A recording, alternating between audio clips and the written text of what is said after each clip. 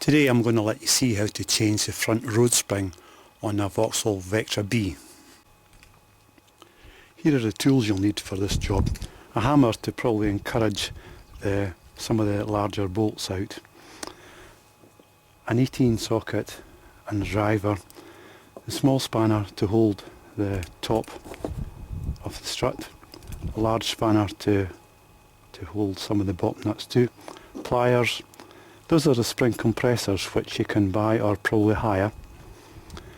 A lever to help you with the anti-roll bar link, and of course the torque wrench.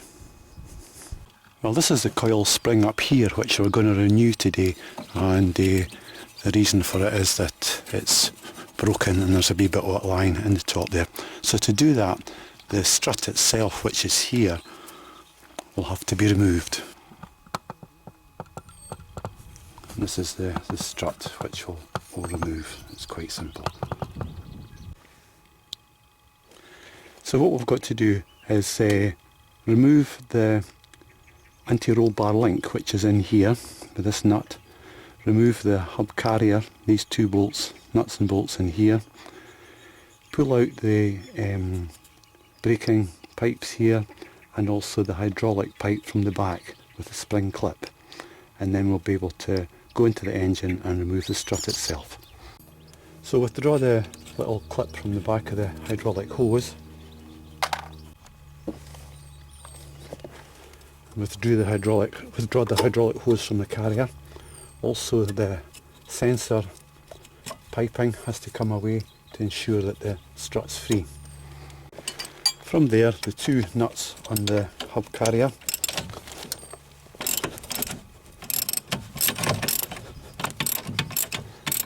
And remove those fully.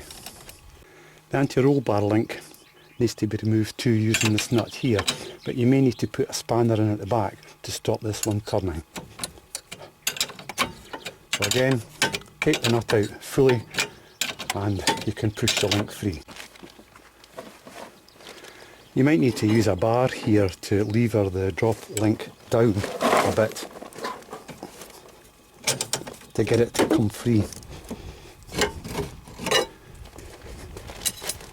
And then the two nuts in here will come out.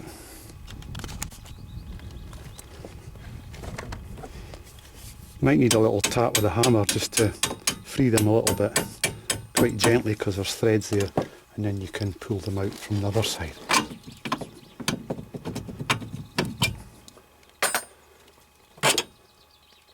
Now it's at this point the hub is going to come free, so you need to be prepared to support it. You can see now that the hub carrier is free from the suspension arm here, and I've supported the hub on the wheel of the car. This one's free, the braking side of it's free, so now we need to go into the engine part and remove the nut from inside there. In the engine compartment, this is the top of the strut here, and there's a nut below my spanner which you can fit a ring spanner onto, and an open ender on top just to stop it turning. From there it's just push the spanner anti-clockwise direction, remove the nut completely, and the strut will drop down. So that's the strut free from inside the engine.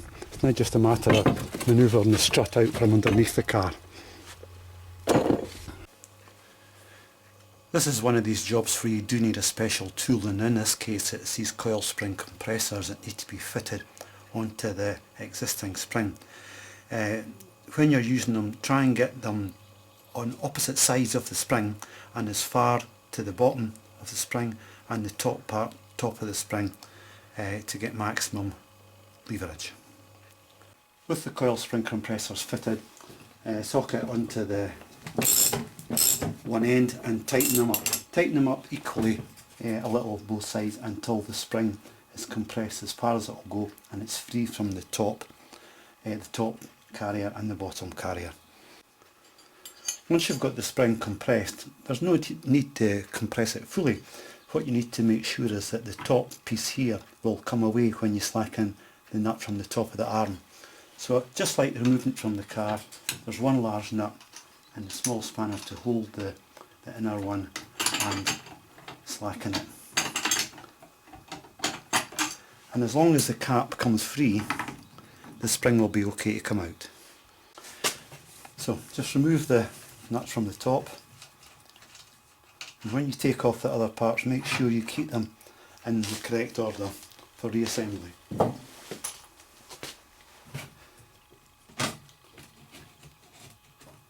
Top piece comes away, and then the spring will pull out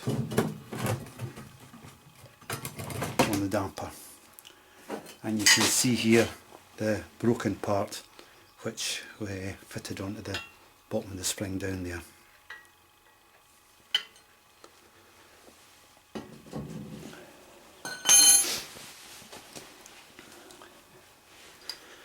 Well, in dealing with those spring compressors, treat them with respect. Be very careful that the arms here are fully locked into the spring.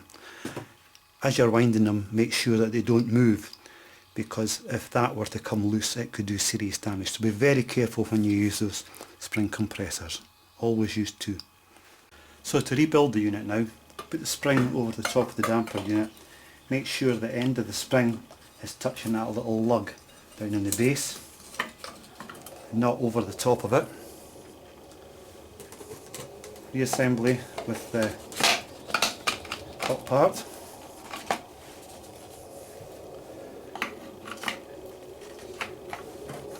And if you can get this nut on a few threads, the springs will be compressed far enough. With the top pieces in place, tighten up the nut here to the correct torque before you release the spring compressors.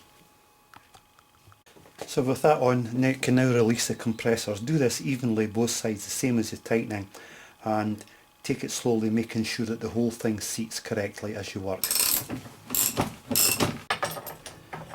Just remove compressors from both sides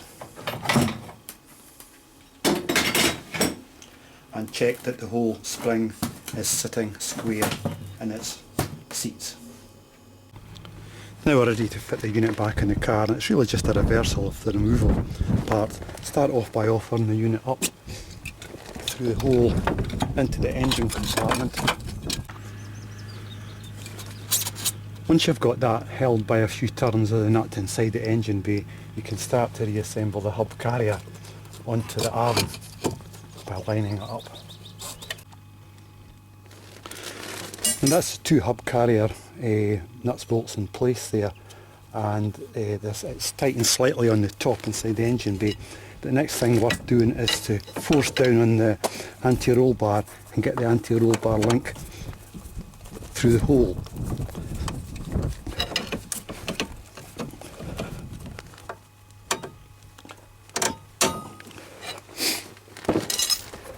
And put the nut onto that one, just to keep everything in place.